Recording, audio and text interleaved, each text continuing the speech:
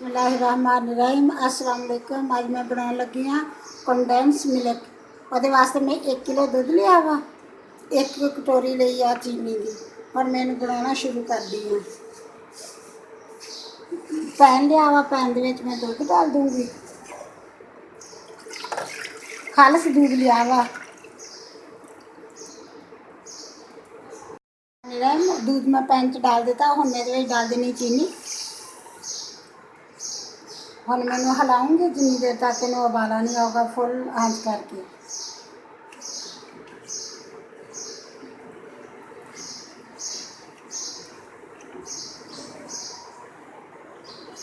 बिस्मिल्लाहिर्रहमानिर्रहीम। जिवें इन्हू उबाला आ जाऊगा उवें फिर मर्जी आ तो फुल आंच ते ही बना लो, बनाई जाओ, फिर उन्होंने हिलाई जाओ, लगातार हिलाई जाओ, फिर तो सही है। अगर तुम लगातार नहीं हिलाओगे तो नीचे भी लग जूगा, तो नीचे लगन का भी खतरा होगा, तो मतलब वो सही भी नहीं होगा।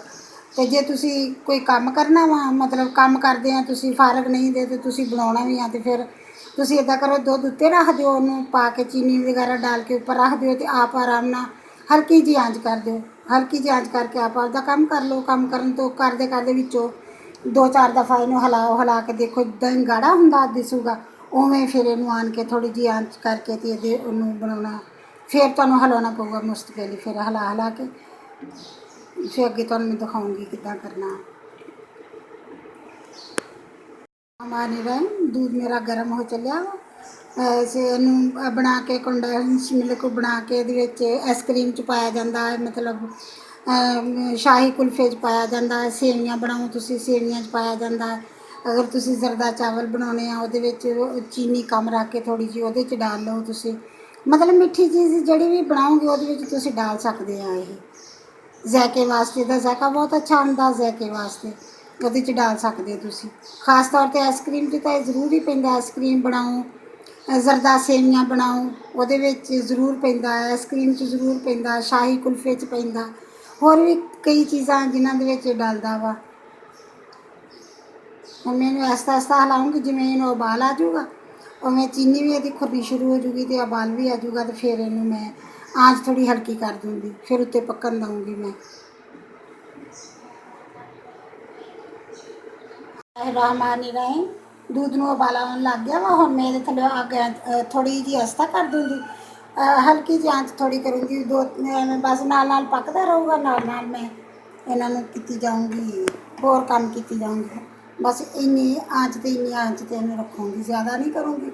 इन्नी आँच ते इन्हू रखूँगी, पकदा रहूगा, नाल नाल हिलाऊँगी। थोड़ी थोड़ी दफ़ा इन्हू आन के थोड़ी थोड़ी देर बाद हिलाऊँगी, नाल नाल आपदा काम करती रहूँगी। किचन के नाल दूसरे काम भी हो जाएंगे, नाल ही साइडों ते जिमें जिमें साइडों ते लगता जाऊगा उन्होंने नाल नाल उतारी जाऊँगी, तो बाकी आहिस्ता आहिस्ता ये पकदा जाऊगा। अगर तुसी इदा पकाओगे तो इदा भी बन सकता। अगर तुसी हल्की आँच ते रख के फिर वो कोल खड़ो के तुहानू हिलाना पऊगा, हर वेले हिलाई जाओगे फिर बनूगा। अगर तुसी आहिस्ता आँच ते करोगे फिर तुहानू थोड़ी थोड़ी देर बाद आन के हिलाना पऊगा, मुश्किल नहीं हिलाना पऊगा। थोड़ी थोड़ी देर बाद जिमें फिर दुध गाढ़ा होने लग जूगा, उदों फिर आन के ते कोल फिर खड़े होकर फिर मतलब बना लाँगे, सारा सही तरह बन जूगा। हुण मैनू रखदी नहीं, इदा नाल नाल हिलाऊँगी, थोड़ी थोड़ी देर बाद आन के नाल नाल आपदा काम कर लूँगी। होर बिस्मिल्लाहिर्रहमानिर्रहीम। दूध मेरा गाढ़ा होना शुरू हो गया, हजे थोड़ी देर होर लगूगी, लेकिन तकरीबन 20 मिनट हो गए मैंने पकाने। हल्की आँच ते रख के आप मैं काम करन लग गई सी।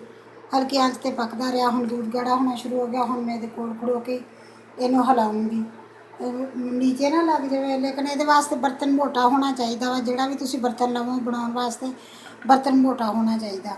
हल्का बर्तन होगा तो दूध नीचे लगूगा, तो नीचे लग गया तो फिर वो महक आउण लग जाता हुंदा। दूध नीचे लगे तो दूध का महक आउण लग जाता हुंदा। हुण जिवें गाढ़ा होना शुरू हो गया, हुण मैं ये चम्मच हिलाई जाऊँगी। हुण इन्हू मैंने छड्ड के नहीं पासे होंगी ना, कि गर्म बनता रहे तो मैं छोड़ देवां। हुण ये चम्मच मैंने मुश्किल हिलाना पऊगा लगातार। बिस्मिल्लाहिर्रहमानिर्रहीम। तकरीबन मेरा कंडेंस मिल्क बन के तैयार हो चलिया, गाढ़ा हो गया काफ़ी सारा। बस हुण मैं इन्हू बंद कर दूँ। तकरीबन 1 कप रह गया दूध का ये ना, 2.5 ਕੱਪ ਹੋਏ ਸੀ, 1 ਕਿਲੋ ਦੇ 2.5 ਕੱਪ ਮੈਨੇ 2.5 ਕੱਪ ਸੀਗੇ ਮੇਰੇ ਦੁੱਧ ਦੇ ਹੋਏ। ਉਹਦੇ ਵਿੱਚੋਂ ਤਕਰੀਬਨ ਹੁਣ 1 ਕੱਪ ਰਹਿ ਗਿਆ ਦੁੱਧ ਦਾ। ਕਾਫੀ ਗਾੜਾ ਵੀ ਹੋ ਗਿਆ ਵਾ। ਹੁਣ ਮੈਂ ਇਹਨੂੰ ਬੰਦ ਕਰ ਦੂੰਗੀ, ਬੰਦ ਕਰਕੇ ਤੇ ਇਹਨੂੰ ਮੈਂ ਜਦੋਂ ਠੰਡਾ ਹੋ ਜਾਊਗਾ ਫਿਰ ਇਸ ਤੋਂ ਵੀ ਜ਼ਿਆਦਾ ਗਾੜਾ ਹੋ ਜਾਊਗਾ। ਇਹ ਇੰਨਾ ਗਾੜਾ ਹੋ ਗਿਆ, ਹੁਣ ਮੈਂ ਬਸ ਬੰਦ ਕਰ ਦੇਣੀ। ਤਕਰੀਬਨ ਮੈਂ ਗਾੜਾ ਹੋਣ ਤੋਂ ਬਾਅਦ ਵੀ ਹਲਕੀ ਆਂਚ ਤੇ 10 ਮਿੰਟ ਮੈਂ ਹੋਰ ਇਹਨੂੰ ਪਕਾਇਆ। ਫਿਰ ਸਹੀ ਹੋਇਆ, ਫਿਰ ਸਹੀ ਤਰ੍ਹਾਂ ਬਣ ਗਿਆ। ਹੁਣ ਐਨ ਠੀਕ ਬਣ ਗਿਆ। बिस्मिल्लाहिर्रहमानिर्रहीम। मेरा कंडेंस मिल्क बन के बिल्कुल तैयार हो गया माशाल्लाह। बहुत क्रीमी, बहुत अच्छा बनया वा। लगे तो 20 मिनट तकरीबन लगे से। पहले जो हल्की आंच ते रख के मैं इन्हों उबाले दवांदी रही, मैं काम किया। जो फिर गर्म हो गया 10 मिनट, फिर बाद भी पक्का फिर जाके बनया तो माशाल्लाह बनया बहुत अच्छा वा। हम मैं इन्हू बर्तन च निकालूँ, अग मैं बंद कर दी है। हम मैं इन्हू बर्तन के निकाल लूँगी किसी च।